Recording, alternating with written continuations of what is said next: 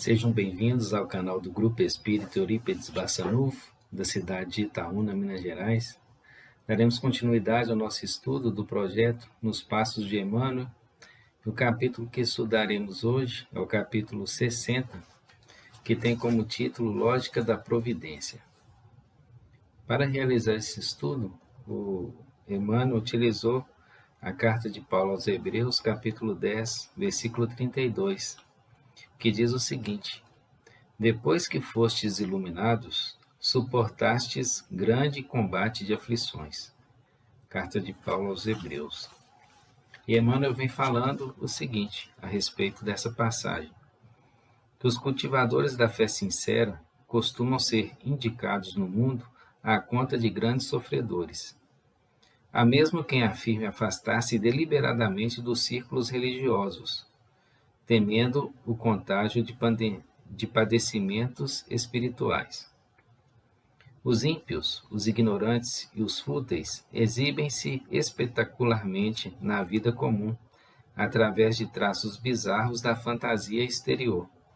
Todavia, quando se abeiram das verdades celestes, antes de adquirirem acesso às alegrias permanentes da espiritualidade superior, atravessam grandes túneis de tristeza, abatimento e taciturnidade. O fenômeno, entretanto, é natural, porquanto haverá sempre ponderação após a loucura e remorso depois do desregramento. O problema, contudo, abrange mais vasto círculo de esclarecimentos.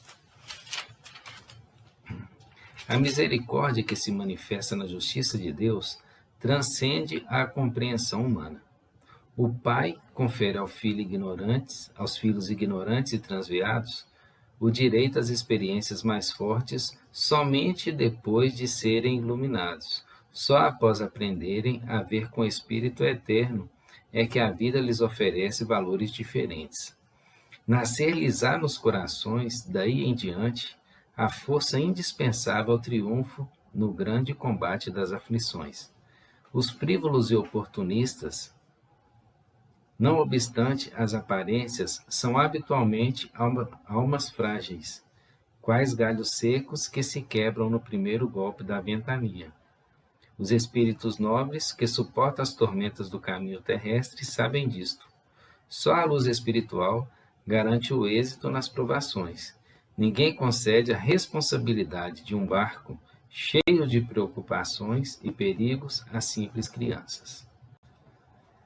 Então, um texto de Emmanuel profundo novamente, como são os escritos de Emmanuel, sintético, profundo, extremamente importante para a nossa caminhada na jornada terrena.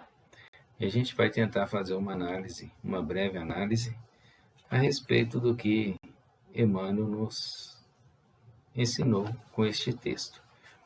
Ele inicia falando que os cultivadores da fé sincera costumam ser indicados no mundo à conta de grandes sofredores. Há mesmo quem afirme afastar-se deliberadamente dos círculos religiosos, temendo o contágio de padecimentos espirituais. Então, muitos de nós já ouviu algum conhecido, falar que se afastaria das atividades, tanto das casas espíritas quanto de outras religiões, porque depois que iniciou a sua peregrinação, o seu trabalho na atividade cristã, muita coisa ruim começou a acontecer. E alguns não estão preparados para isso, se assustam, colocam o crédito desses infortúnios a essa nova experiência espiritual que a pessoa se propôs a fazer.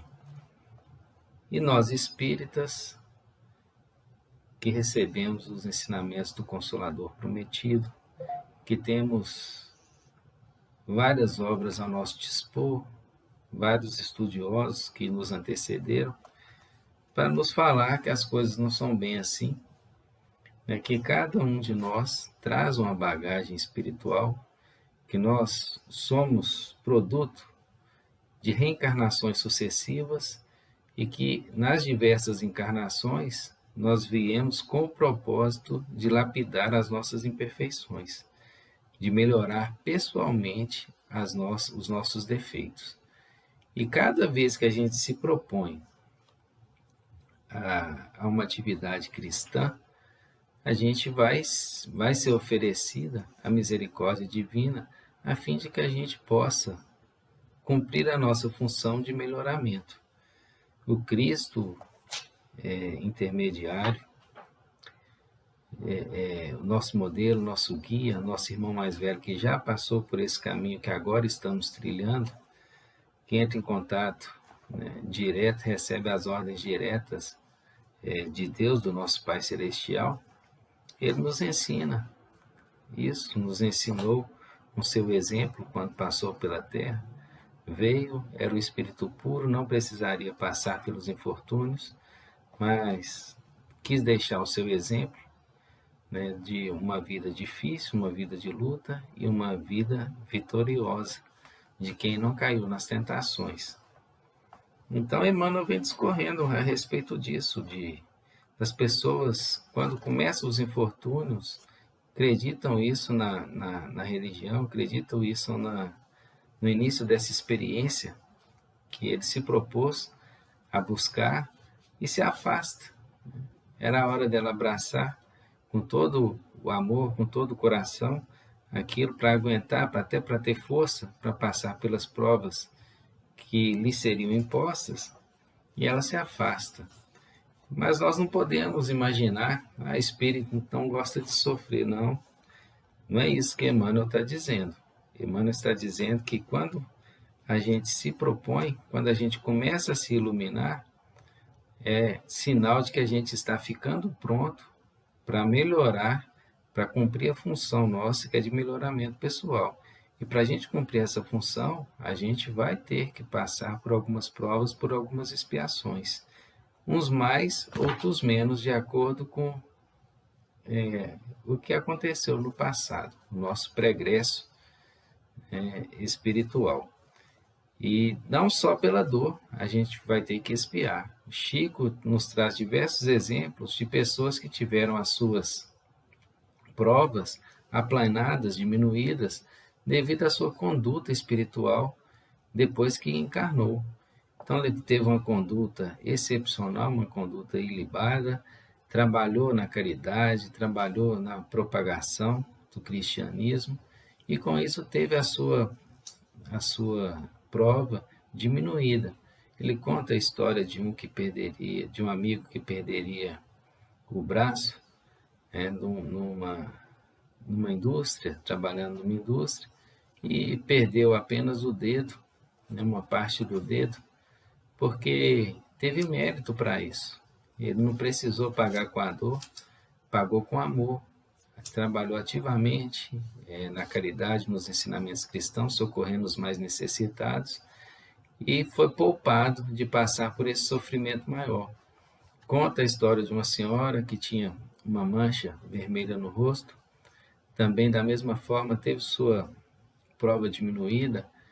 Chico nos esclarece que ela veio com um planejamento encarnatório de ter uma lepra com feridas muito feias, e de acordo com a sua conduta, com seu melhoramento pessoal, sem passar pela dor, teve essa prova diminuída e teve apenas uma mancha vermelha no rosto. Então a gente percebe que a espiritualidade, ela nos socorre o tempo inteiro, que nenhuma oração ela fica sem resposta, que muitas das vezes não basta apenas a vontade dos espíritos do plano espiritual para nos auxiliar, que é necessário o nosso querer, a nossa modificação pessoal e interna, para que a gente consiga perceber esse apoio e consiga facilitar com que a espiritualidade nos socorra, nos ampare. Muitas das vezes é necessária essa modificação, essa atitude de trabalhar no bem e de trabalhar na caridade. E Emmanuel vem falando aqui a respeito no finalzinho aqui da mensagem, né, que os espíritos nobres que suportam as tormentas do caminho terrestre sabem disso, né? Só a luz espiritual garante o êxito nas provações. Então, quando a gente começa a passar de verdade por grandes provações, por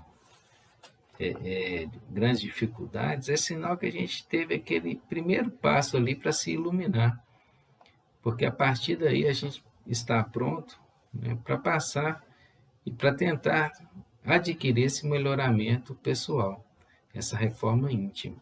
Então, que cada um de nós possa passar por essas provações, por essas dificuldades típicas no mundo de provas e expiações, de forma a aproveitar cada oportunidade que tivermos de melhoramento, de forma resignada, de forma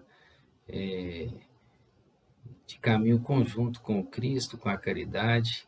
Está em Tiago, no capítulo 2, versículo 17 da Epístola Universal, né, que fala que a fé sem obras é morta em si mesma.